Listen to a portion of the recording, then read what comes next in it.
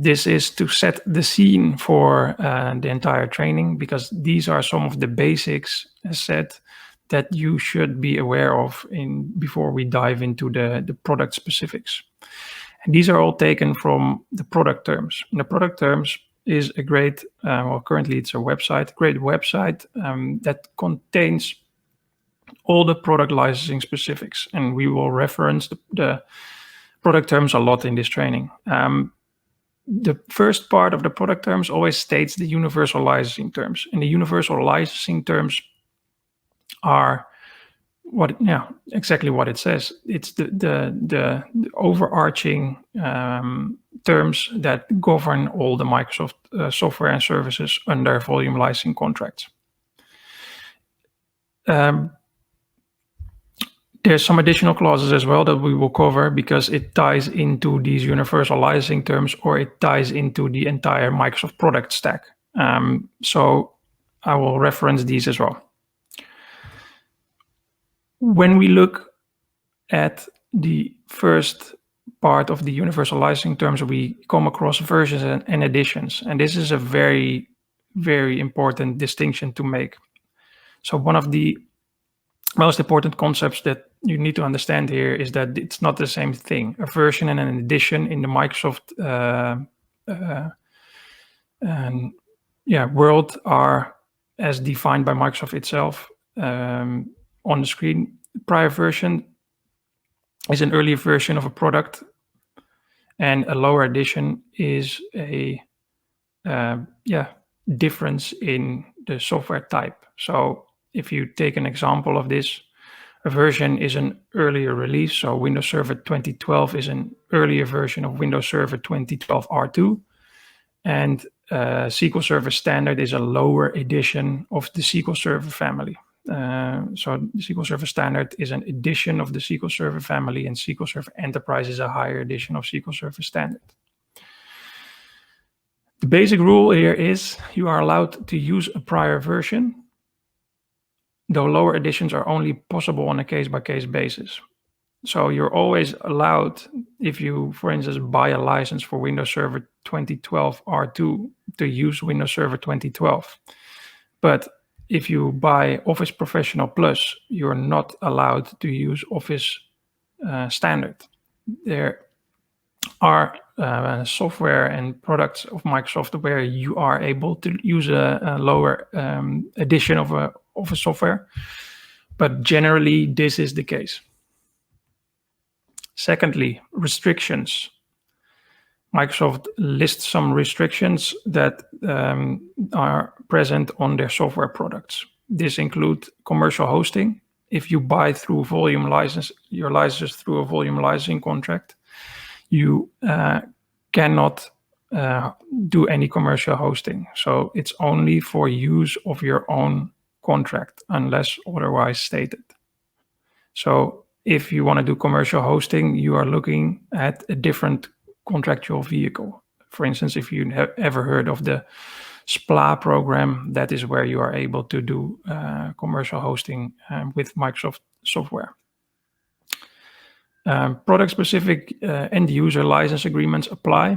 So if there's any technical limitations listed, the Microsoft licensing documents do not state you to do anything different than that. So all the specific end-user license agreements for product of Microsoft do apply. And as a general rule, you cannot divide the software. So if you have an Office Professional Plus installation and you have all these nice, beautiful applications like Word, PowerPoint, and Excel, you can't put PowerPoint on one PC, Word on another, and Excel on yet another. No, it should be set up in a single go. There's different exceptions to this rule, for instance, with SQL, but it doesn't help you in your licensing, because you should always license the amount of servers, hosts, or devices that you have. Then software assurance, and we have gone into detail on software assurance in our session 2 weeks ago on volume licensing. I suggest you check it out if you have not already done so. It's on our YouTube channel, and we'll be sure to do this one again in the future. But the product terms also state that SA coverage may grant additional use rights to the customer, and this is very important for product licensing, as stated earlier as well. These additional rights and at the expiration of SA coverage. So that's another heavy term. If your SA coverage lapses, if you do not have a continuous software assurance coverage for your licenses, it might have a very deep and going impact on your environment. So software assurance is an optional add-on to your licensing purchases, though in some volume licensing agreements, this is even mandatory, like in the enterprise agreement. It's important to know what extra benefits you get through software assurance for these specific type of products, and we will cover these in the coming sections.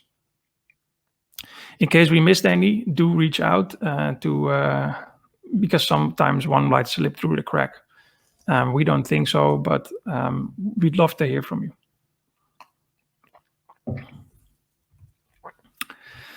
Another important term here is the outsourcing software management.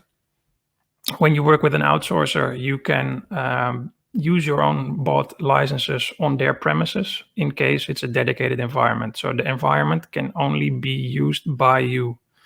And in that case, you can take your own licenses. Doesn't even have to have software assurance, and you can use them on an outsourcer's premises. In case of software assurance, you will have the additional options on licensing on shared server environments as well, and we will cover that in a bit because it ties into this additional item as well, which is license assignment and reassignment. And we like to call this the 90-day rule. So if you assign a license to, for instance, a server, or you assign an office license to a device or a client access license to a user, you cannot reassign that license within a 90-day time frame. And the only time when you're allowed to do this in case of a device license is when there's a hardware failure, a loss of device, or it's temporary out of service. And in case of a user license, you can do that if the person using that license is no longer in your employment or is temporarily absent in, for instance, pregnancy leave or something like that. So what happens when you acquire software assurance? Then you get this lovely little thing that we call license mobility across server farms. And license mobility across server farms is basically the option to assign licenses designated with license mobility in the product terms across your server farms as often as needed. This means that if you have a server farm, so one specific data center, for instance, you have software assurance on your licenses, you are able to freely move these licenses from one server to another. There is no 90-day rule if you cover this with software assurance. Moving to other server farms is also still allowed, but then the 90-day rule still applies. So if you want to move it from one data center to the other, then you still need to wait 90 days in order to do this. So if we take a little sidestep, because we should handle this license mobility aspect a little bit further, because it must not be mistaken for license mobility through software assurance. There's two types of software assurance benefits that have the word license mobility in it. The one that I just explained, the license mobility across server farms, where you can move your licenses freely within a server farm as often as you want. And you have license mobility through software assurance. And this license mobility through software assurance ties back to what we earlier discussed. This is where you are able to move your licenses to a shared server environment from an outsourcer, for instance, or to Microsoft Azure, to use it in that environment. So if you have you make use of an outsourcer and you run SharePoint on their shared platform, you can use your own SharePoint licenses with software assurance in their environment. It does require to fill out a license mobility verification form, though I should say even Microsoft knows that hardly anyone ever fills these out. They do require it to be in compliance, but for instance, in the Netherlands, where I used to work while I was at Microsoft, I've maybe seen a handful of these come in, and usually I was like, huh, what's this? Why are you delivering this to me? And they're like, well, you require it. Oh yeah, we do require it. And then we had to work it out where we had to store these. In the event that you want to move your licenses through software assurance to a shared server environment, and you want to move them again to another server farm, then the license mobility across server farms comes into play again, and you have to stick to the 90-day rule. So how do you know if one of these or both of these apply to you? Be sure to check out the product terms for the products that you are interested in. And any entry in the product term will show if there is the license mobility right associated in the software assurance section of each product. So if you move to SQL Server, for instance, and you check number 4 software assurance, in the product terms entry, you will see if there's a license mobility or not. Now, if we move on, there is something that describes included technologies. Some products have other Microsoft technology included in it, and this is very important for software asset managers. For instance, if you look at the product terms entry for System Center, you see that the included technologies is SQL Server technology and Windows Server components, the one highlighted in yellow on the bottom of the slide. This means that if you buy a license of System Center, you get the certain additional software included in that product, SQL Server and Windows Server components, to be able to use this product. And you don't need additional licenses for it. Where it becomes interesting is that these SQL Server installations will probably show up in your inventory reports, but you shouldn't count them. So if you're a SAM manager and you are counting your SQL Server licenses, be sure to check if certain servers are running System Center or are running because of System Center. And you should not license these with SQL Server because this is included already. If we scroll down the universal licensing terms, we find an entry on multiplexing. And multiplexing is one of the most important clauses because there's always clever people out there and they think I can limit the amount of licenses I need by making certain decisions and pooling everything, all my users or devices through a separate server, and then one server only connects to the final server that I need the license with, for instance, SQL, and I don't need to license all the users that access that server. Well, Microsoft states that it's called multiplexing. And multiplexing is when customers use hardware or software to pool connections, reroute information, or reduce the number of devices or users that directly access or use a product.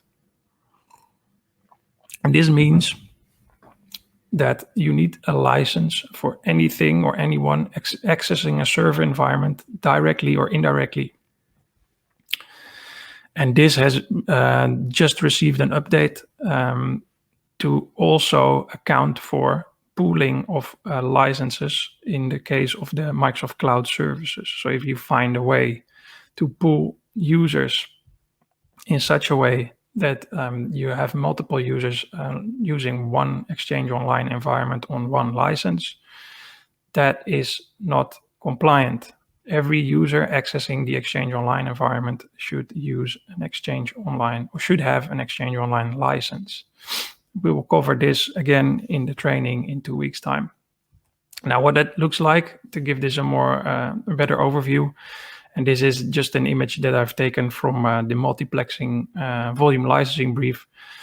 But this is what that looks like. On the left side, you have the standard setup where you allow users or devices access to a Windows Server environment with SQL on it.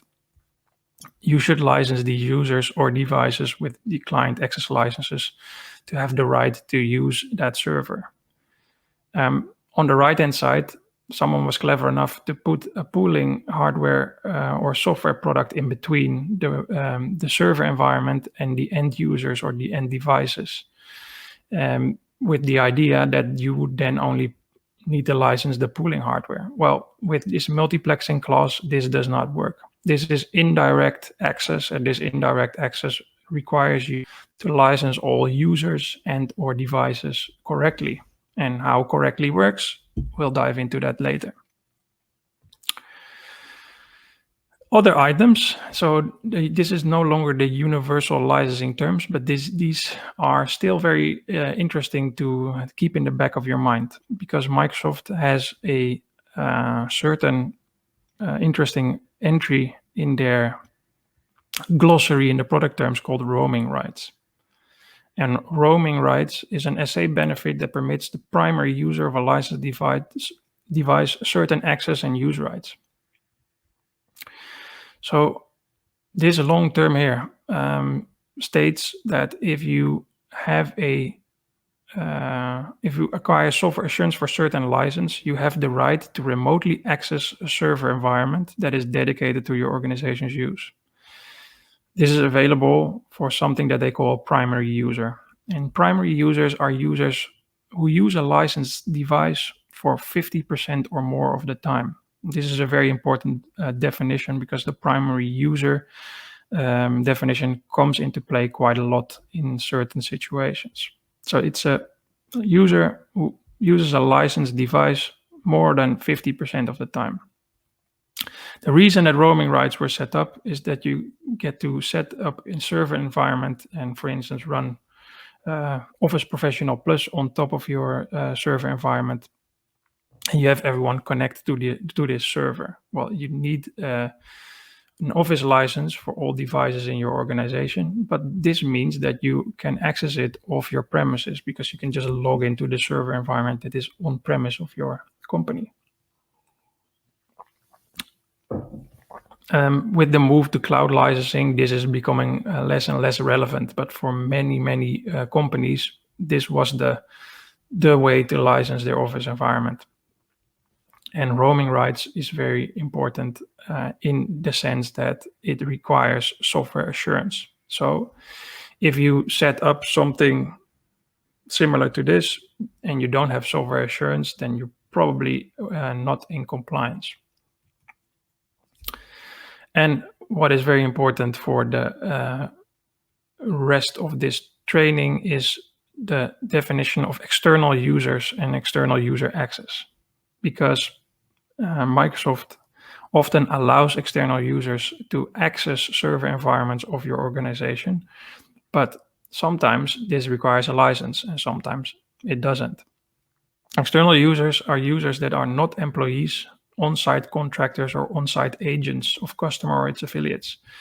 And this is often where a lot of organizations immediately start to struggle, because why should you license all the contractors?